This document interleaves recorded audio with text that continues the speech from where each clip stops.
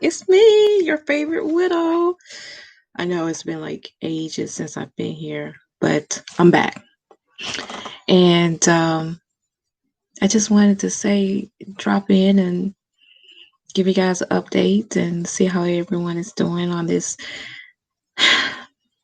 grief journey. Turn joy.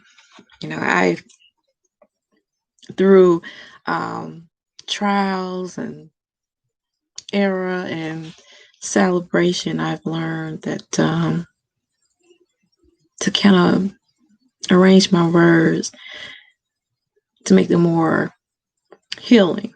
So if you look at any of my past videos, you should see my progress and how I structure my words, you know.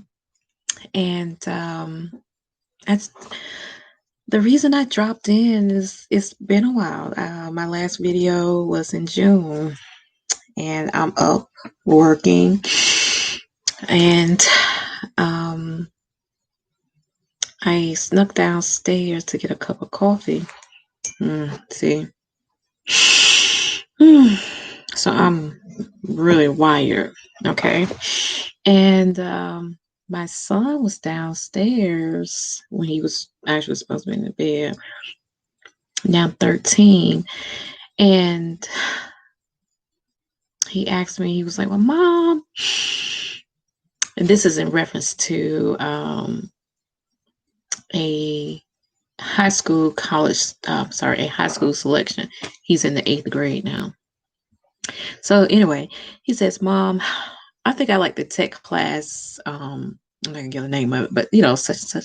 And I was like, well, I'm gonna look into it. I kind of like the other one, but let me research it. And he always, ever since I can remember, always like dip his head. Now he dips because he's taller than me. His head on my shoulder, or he'll rub my arm, with his head, like kind of snuggle. That's my baby. And so he went upstairs, and it dawned on me. My son, oh my goodness. I want you guys to see my closet and everything, but he'll be in high school. So I began to calculate the years, and it dawned on me. 10 years since my husband passed away. And that's weird because I just noticed I said passed away, and normally I say transition. I still can't. I don't say can't. I refrain from using the word DEATH, not for any type of form of psychosis, but just at this point in my journey and from experience, he never ended. He just transitioned to another phase of his journey. And I breathed, and I kind of teared up, and I said to myself, 10 years, how did I do this?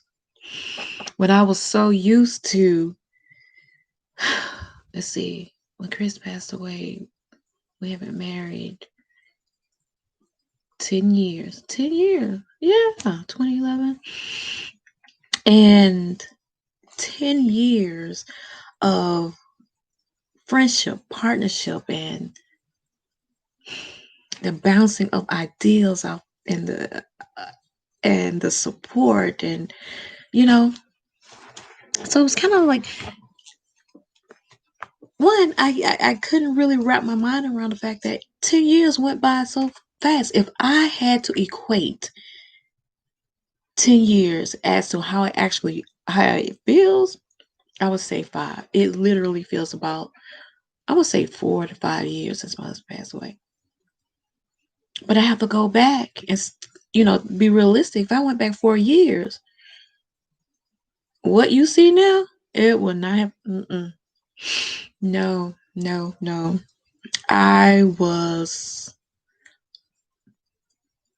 emotionally all over the place. Now, on the exterior, you wouldn't be able to tell. But on the inside, I couldn't remember. My memory was off. My ability to stay focused. Grief had a physical reaction to me. And it grief manifested in my life to the point where it put me in a hospital. My blood pressure was up. And for those that this is your first time watching me, I was 32 weeks pregnant with my second son when my husband passed away due to illness. It it wasn't something that we expected. However, my husband and I was aware of his condition, and it just threw me. It was as if the universe, God, pulled the rug from underneath me. And I felt like I was falling and falling and falling for years and just could not hit rock bottom. I couldn't navigate or, I just felt, I don't know, defenseless, just falling and just falling and falling to the point where I think probably about year 2, I had learned how to look good falling, I guess. 10 years, you guys. Yeah. And the reason I bring this up is I always say in this journey, you get through it. I know, especially in those first few years of grief. And I know for a fact that grief is a physical and not just an emotional experience. It can take a toll on your health. And, the relationships you have with other people. And the one thing that I would tell anyone is one, do not stop talking. It's when we stop talking. I know from my own personal experience. It's when your mind and your emotions and your heart all gang up on you at the same time. And it seems like everybody have their own independent opinions and how to get through this. And your heart is saying, I just want to cry. Your mind is saying, suck it up and keep pushing forward. Then you got your subconscious mind telling you, like, you built for this. You can do this, All these opinions going on inside of you. And if you're not talking, expressing yourself in a very healthy way, when I say expressing yourself, talking to someone, talking through these emotions, even with tears in your eyes, with your voice shaking, groveling. You get what I'm saying? Do that. Because for me, the first few years, I just shut down. I just made sure I looked the part on the outside, so no one would know what was going on inside of me. That was number one. I would say to talk to somebody. I don't care where you are, especially here in the U.S. You call 911. They'll get you, connected to someone who can listen to you. And I know how it is when doing this grief journey. In the beginning, there's a lot of people around you that's willing to help and listen. But honestly, you don't want to talk. I know for me, I didn't want to say a word. But it's when people have to go back to living their lives and you're by yourself, and then it's like, okay, I'm ready to talk to somebody, but they're not available, right? Don't shut down. If anything, just put sticky notes all over your house. Okay? Saying, do not stop talking. Do you hear me? Talk it out. Get all of it out. Okay? A friend, a family member, a reliable neighbor, you know, get into counseling. Talk to somebody, because I'm telling you, you're not the only one that's going through it. I promise you. You know, in the the first, I want to say first 2 years, I remember telling someone, well, the reason I didn't get any counseling, and let me, on a side note now, here's the thing. A good friend found counseling for my children, which was a fantastic organization for grief support for children, you know. And I made sure they went to all their meetings, that they were active in uh, any and all of the extended programs that they had. But when it came down to me, I did not. I didn't take care of me. I didn't take care of my heart. I didn't take care of the matters of my emotions, my heart, my thoughts, my spirituality. So I went unattended, and those I guess you would say, in the most popular areas that I needed. However, I made sure that my children was getting it, you know, and that was the worst thing I could do. So on January 10th, 2018, yeah, I ended up in the hospital. Never had any issues, and it was a situation of, it was just stress.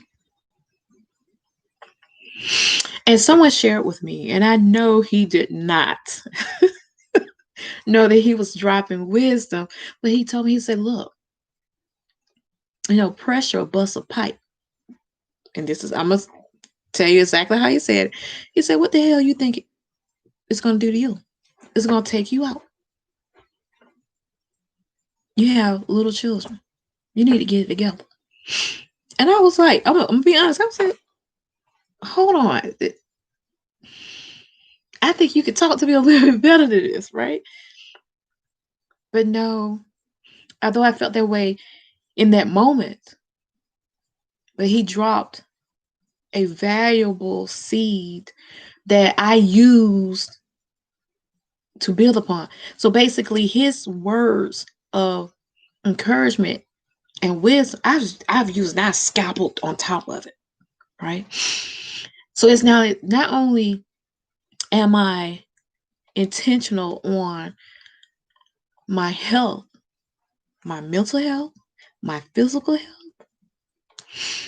Sure, I don't got on top of my financial health. I mean, you know, I'm sharing all this once again to let you know you get through it. The person you see right here today is because it's been 10 years. And I can look back at those days and I'm paused because I can still feel those emotions.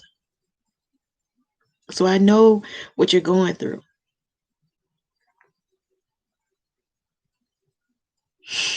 I know sometimes it feel like grief is so heavy, and the best way I can describe it is, some days I'm good, I'm happy, I had this pep in my step, and then the next day I can like hit rock bottom, and it's like I can try everything I can. It just felt like I was in, I don't know, like molasses, and I just couldn't get out of it. Right? It was just thick, and I just couldn't shake it off. And when I say I'm talking about grief.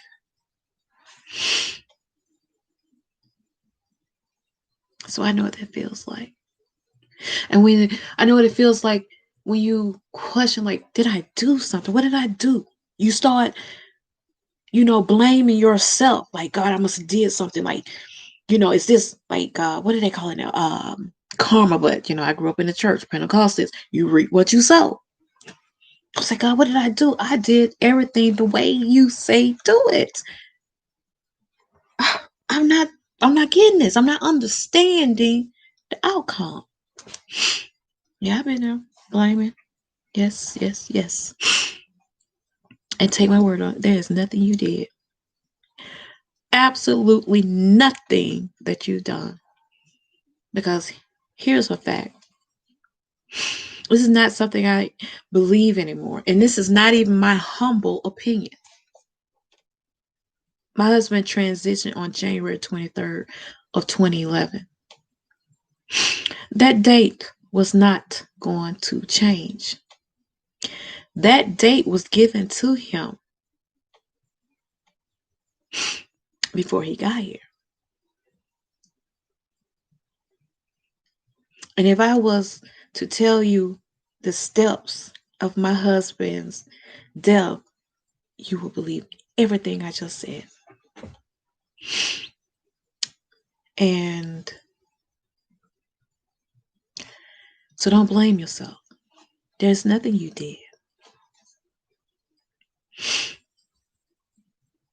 You have to push through it. And you have to be intentional on your joy. I say that all the time, and I'll continue to say that. Be intentional on your joy. Whether you have children or not, be intentional on gaining your joy. And I mean, joy is not doing something that are called, for temporary pleasures, because those are not good for you. I'm gonna be honest. I've even attempted that. Next thing you know, you right back where you started from, and you feel bad about it. Okay. So write down your thoughts, what you're feeling, what you want in your life. Write it down. For me, I was angry with God. And I had my mom behind me said, "No, don't say that, don't say that." And I was like, "Okay, I won't say it to you." But on the inside, I am angry. But that was my moment to go in prayer and meditation and say, "God, I'm not understanding this, and I'm upset with you." I wasn't punished for that. If anything, it's like a portal open where I could feel God more. I kid you not. For example, and if I tear up a little bit, y'all, it's just, oh my goodness. It's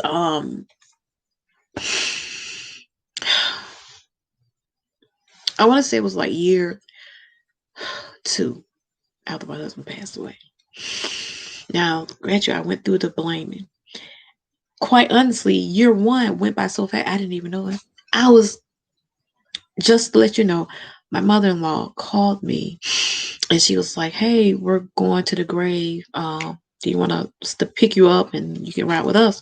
And I was like, "What are we going for? Can't we just go for that 1 year?" She was like, "It's been a year." And I remember, like, what? It hasn't been a year. But I caught myself because I didn't want her to think like, okay, do I need to go over there and get her some assistance? I was very aware of what other people thought of me during that time. you know, not so much now, or really not at all now. And so, going back to my example, it had to be in year 2, maybe 3. I was sitting on my sofa, the children were at school, and I was having one of those down moments again. And I couldn't shake it.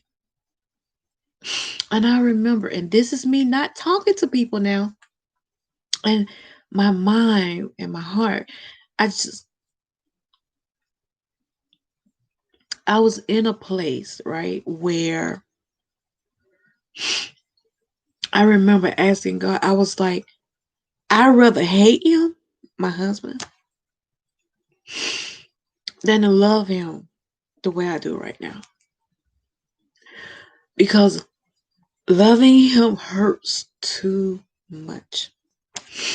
At least if I hated him, I remember, oh my goodness, y'all, I'm sorry. I remember saying, like, going through his things in our closet, which I hadn't even put away yet. Like, he couldn't have been this good, I was just intentional on finding something that would make me angry at him. Because I'd rather have been angry as opposed to missing someone that I love so deeply, y'all. I couldn't shake it that day. I could not shake it. And I remember sitting on the sofa and once again, like I said, not talking to people. My mind was going into places that it had no place. My thoughts were so sad and I remember crying and I said, God, I can't shake it. You're gonna have to take this away from me. I can't do it. And I kid you guys not. I sat on my sofa and I could feel there's nobody in my house now. And I don't believe in ghosts. I know there's no such thing, okay? And it was as if God Himself sat beside me and I could feel it. God or my higher self, excuse me, y'all. And I literally felt someone beside me who felt what I felt my sadness. You guys, my sadness was deep and heavy. And I remember words was like, you got to get it together or I'm going to have to comfort you. And I was like, I'm trying. I just can't. But you know what I needed in that moment? And I got it. It was just somebody to know exactly how I was feeling without me saying a word. That's all I needed. And I could have got that a long time ago, before that moment, by going to grief support groups. Because in that room, oh my goodness, are women who know what you're going through, and you don't even have to say a word. You hear me? So find you a widow or widowers support group online. I'm telling you, it's a lot of them online. They're free. Okay. Oh my goodness, where's I got something we have on my Facebook. Well, let's start looking at it. Sorry, you guys. Hold on, give me just a second. And it's it's pretty amazing. So don't stop talking. Okay? Even if you feel like you have nothing to say, just show up. I promise you, eventually you're going to say something. You will. And just always remember what you're going through right now will be a couple of hours ago. It'll become yesterday. It will become a week ago. It will become 2 weeks ago. It will become 6 months ago. It will become a year ago. And eventually it will become 10 years. Basically, what I'm saying is you get through it, but you have to talk your way through it. You have to be intentional on your joy, and that's by getting the support you need. Let nobody tell you no. And you got to get to a place where you don't care what nobody thinks. Okay? Talk to somebody. Start a YouTube channel like I did. You know, this is actually more therapeutic than anything else. I promise you, you know, because this has been an interesting journey, one of healing, redefining who I am, you know. That in itself is a whole nother video. Celibacy, you know, knowing when to date, because the rules are so different. Oh my goodness, y'all. And I have 2 sons. I'm not a man, so I didn't know the rules of the barbershop. My husband cut our son's hair, before he passed away. And,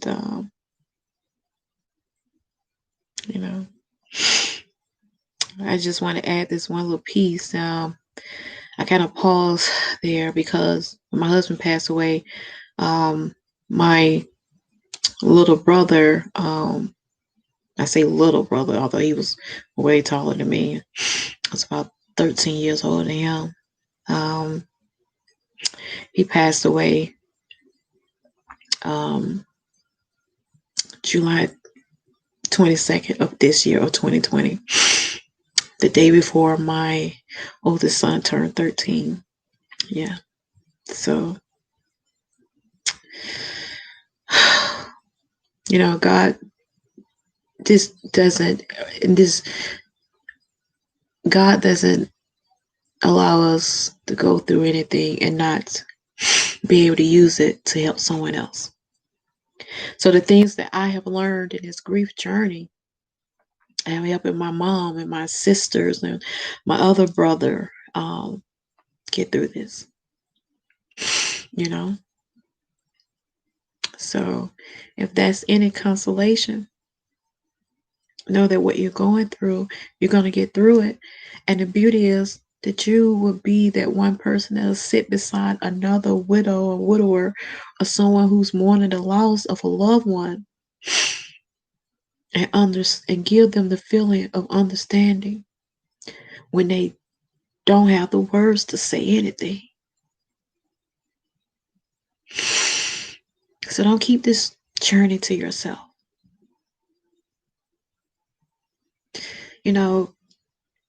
I don't know, something's telling me to say, use it as a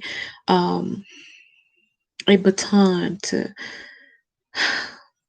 hold and say, hey, it's in my hands now. And I'm going to use it to help someone else. Sit down beside another widow or widower or anyone that's mourning loss and transfer that deep level of understanding to them. No words have to be said or exchanged. When you do that, you pass the baton to them. Well, it's been about 20, almost 30 minutes, and it's 2:00 in the morning. What can I say in parting? You get through it. It's just that simple.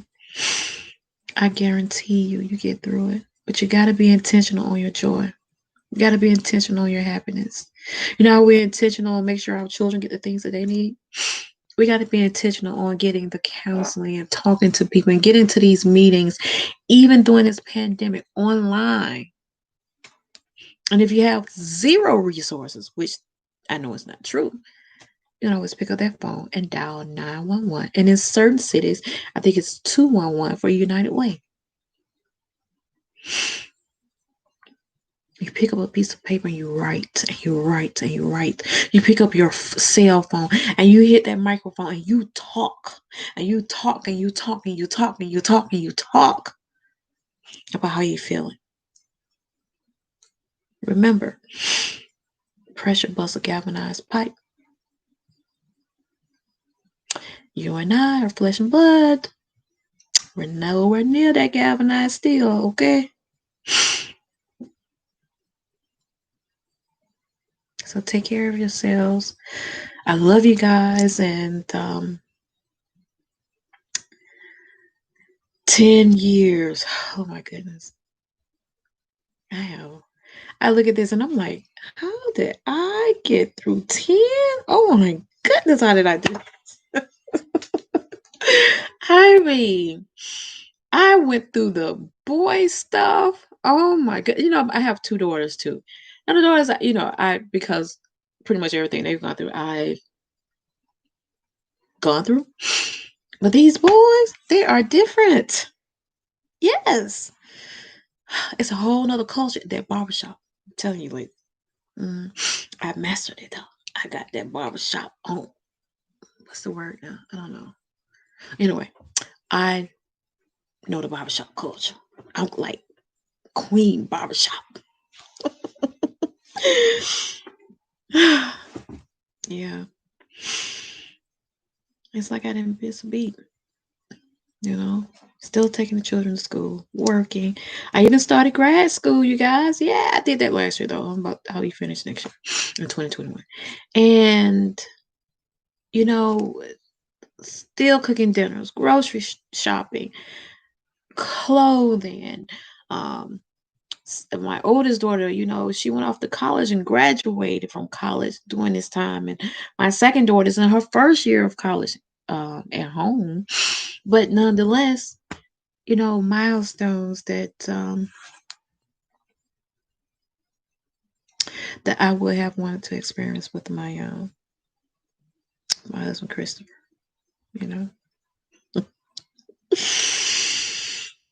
But guess what? I made it through it and I'm smiling. I'm telling y'all get through it. I'm telling you. And also, try to laugh. Be intentional on that. Sometimes when I just find something to laugh at. Some healthy laughter, that type of thing. I'm not gonna hold you guys anymore. Love you. Take care of yourselves and you get through it.